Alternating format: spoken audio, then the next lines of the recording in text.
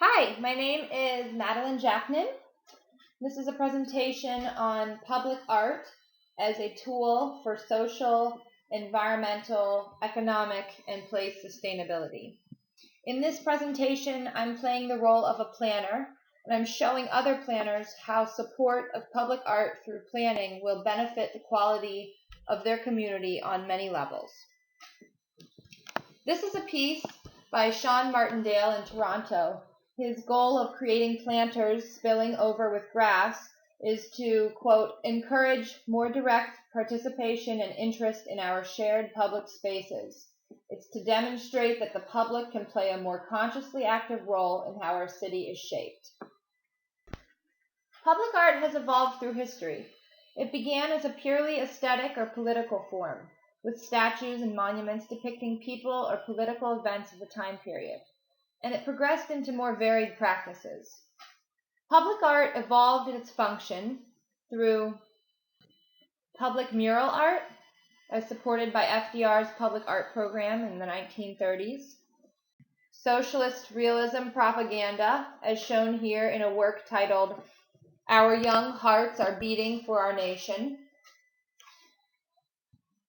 graffiti art. This is a famous graffiti artist named Banksy who creates pieces based on political and social issues. Land and environmental art. This artist, named Christo, covers buildings and, in this case, water with huge amounts of fabric. This artist, Andy Goldsworthy, is a well-known environmental and land artist.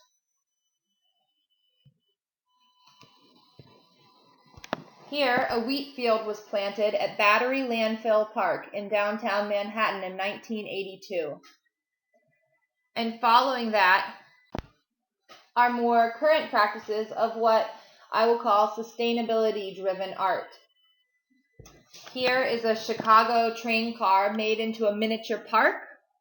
Below is cellophane hammocks and sitting spaces created in the urban fabric. This is the High Line in New York City. And this was a public art piece showing how cars can be recycled into bicycles. Public art has become a functional tool that can be used not only for aesthetic enhancement of space, but as a medium for education of social, environmental, and economic challenges, public participation to promote community cohesiveness, sustainable design of spaces and systems. This piece here functions as an aesthetically beautiful artwork, but it also is a solar guard and cooling system for a parking area, saving this company over $1.5 million. It's also a medium for progressive ideas to evoke new thought. Economic development by place enrichment, and environmental restoration and reconnection with nature. I'd like to talk a bit about history and theorists in the context of public art and its evolution into what it is today. Public art has evolved from the following theorists that understood social, economic, and spatial dynamics in urbanism as an integrative discipline. These theorists viewed art as a vital, incorporated part of urban fabric rather than a trivial addition to space. Here is Camilo Site. He lived from 1843 to 1903. He wrote a book called City Planning According to Artistic Principles in 1889. He believed public art creates spaces that people naturally want to engage in. Without the art of designing cities, it was simply a technological, lifeless discipline. He believed public art creates engagement between citizens within a space. Also, ancient communities set up space around public monuments that naturally followed the flow of people through space. Here's John Ruskin. He lived from 1819 to 1900. He was an English art and social critic, a draftsman, a watercolor painter, philanthropist, and social thinker. He believed that the principal role of an artist is truth to nature. His ideas regarding the connection of arts and culture with society further influenced Olmsted and Lewis Mumford. He was a very progressive thinker for his time. Following are some of his thoughts. Whereas it has long been known and declared that the poor have no right to the property of the rich, I wish it also to be known and declared that the rich have no right to the property of the poor. Art is not a study of positive reality, it is the seeking for ideal truth. Let us reform our schools, and we shall find little reform needed in our prisons. This is Frederick Law Olmsted. He lived from 1822 to 1903. He was a journalist, a social critic, a public administrator, and a landscape designer. He used naturalistic design of landscapes to enhance human experience in relationship to nature. A colleague architect described Olmsted's artistic ability by stating that, quote, he paints with lakes and wooded slopes, with lawns and banks and forest-covered hills, with mountainsides and ocean views. Lewis Mumford, 1895 to 1990. He was a historian, sociologist, literary critic regarding urban architecture and cities. He viewed public space as a theater and noted that the human experience is enhanced by well-designed, free public squares and spaces.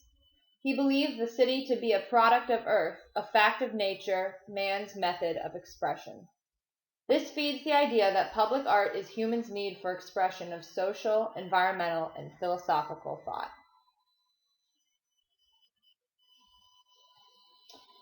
I'd like to talk about what the urban arts are today, how sustainability can be created through art.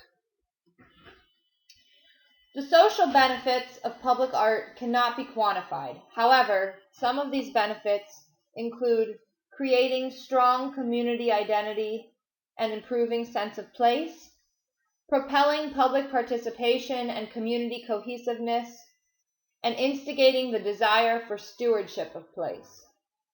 Public art can also serve as a lens for contrasting past, present, and future use of space. Environmental benefits of public art vary depending on the piece. Some works serve as educational tools to help the general public understand various environmental or social justice issues. Other pieces may serve as a functional tool to help remediate an environmental issue, such as a green wall or rain barrels or rain gardens, or stimulate a sustainable initiative on a small scale, such as art promoting bicycling or walking. Many urban agriculture initiatives are also viewed as public art. There are significant economic benefits by promoting urban art. Dynamic cultural and art districts bring economic growth and development to a community. Arts can distinguish one place from another and create a draw for tourists, business owners, and future residents. So what can planners do? Well, the first thing planners can do is create a public art master plan for your town or city. The idea of creating a public art master plan is a very new concept. Most cities that have implemented this type of plan have done so within the last decade. The cities that have already instituted public art master plans provide guidelines within the plan. These guidelines recommend funding sources, public art catalogs, annual awards for outstanding pieces, development of green and sustainability related pieces, project initiation, artist selection, implementation of projects, and conservation or deconstruction of the piece. I encourage you to look at the links provided on your handout to see the details of each plan. Cities that are already creating public art master plans include San Diego, California, Cary, North Carolina, Ashland, Oregon, Washington, D.C., and Cedar Park, Texas, who actually just created theirs this month. There are many more that exist or are in the development stage. Planners can also promote development that attracts artists. Mixed-use districts and creative economy projects attract artists to an area. Also, old industrial mill buildings that can be converted into artist live and work spaces are a great way to attract artists. You can also collaborate with local art organizations. Gain input from local organizations about what they would like to see in the community to support the arts. You can also partner with art committees and councils to work toward local support of the arts.